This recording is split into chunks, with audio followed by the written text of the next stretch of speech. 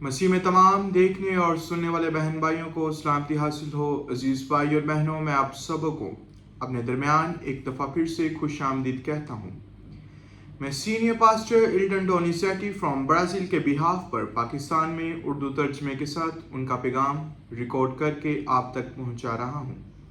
آج خداوند کے زندگی بخش کلام میں سے ہم آپ کے لیے لے کر آئے ہیں پیدائش 31 باب اس کی 3 آیت، جس میں یہ لکھا ہے، اور خداوند نے یعقوب سے کہا، اپنے باپ دادا کے ملک اور اپنے رشتہ داروں کے پاس واپس جا اور میں تیرے ساتھ ہوں گا، آمین۔ اپنے بائبل کے مطالعے کو جاری رکھتے ہوئے ہم پیدائش 31، 32 اور 33 تک پہنچتے ہیں، جہاں ہم دیکھتے ہیں کہ خداوند ان لوگوں کی زندگیوں میں کام کرتا ہے جنہوں نے اپنے آپ کو اس کے سپرد کر دیا اور اس کی فرما برداری میں زندگی گزارنا شروع کر دی ہے۔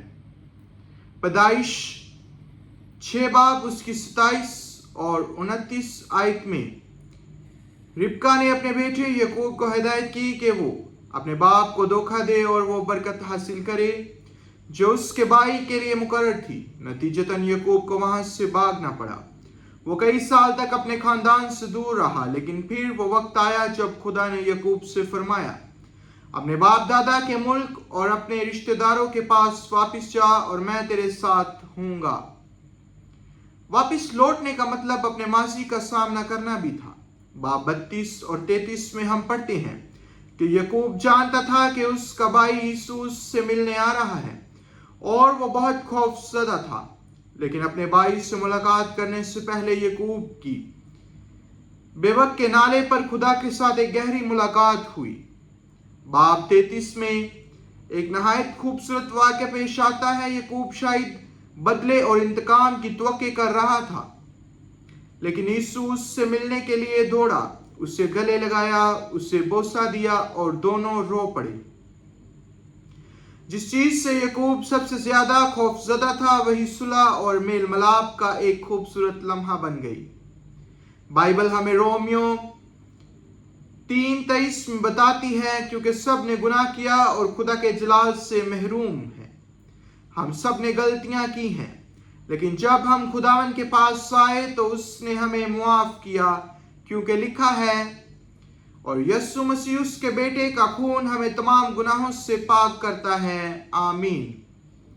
یہ ہمیں سکھاتا ہے کہ جب ہم واقعی خدا سے ملاقات کرتے ہیں تو ہم اپنے ماضی کے ساتھ پہلے جیسا سلوک جاری نہیں رکھ سکتے۔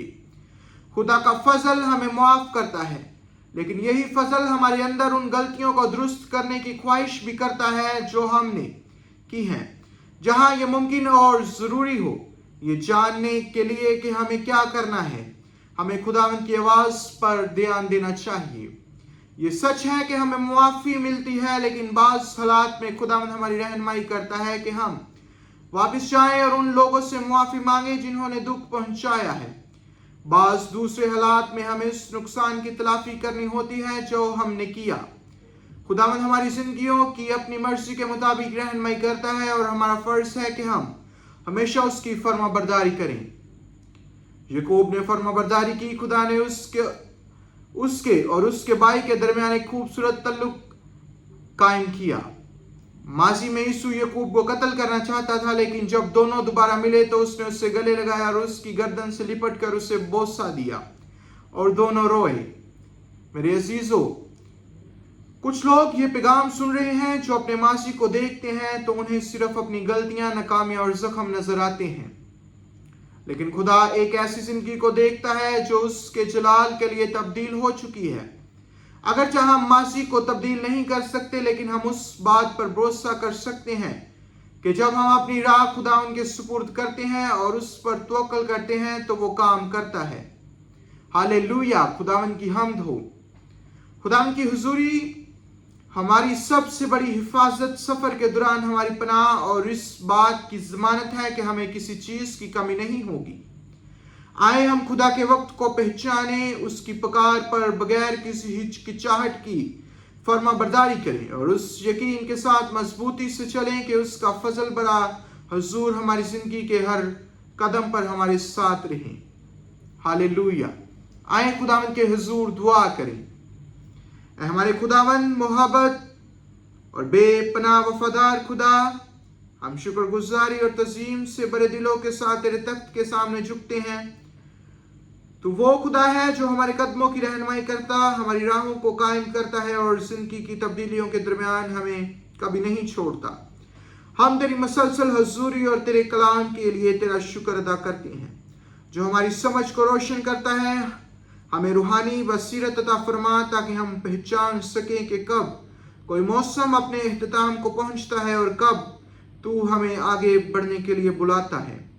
ऐ खुदावंद, हमें माफ कर जब नामालूम मुस्तकबिल का खौफ या आराम और आसाइश की ख्वाहिश हमें तेरी मर्जी की फौरी फर्मा बरदारी से रोक देती है। हमसे हर तरह की बेचैनी दूर कर और हमारे ईमान को मजबूत कर ताकि हम फर्मा बरदारी की पुख्ता कदम उठा सके। यीशु मसीह नासरी के नाम में आमीन।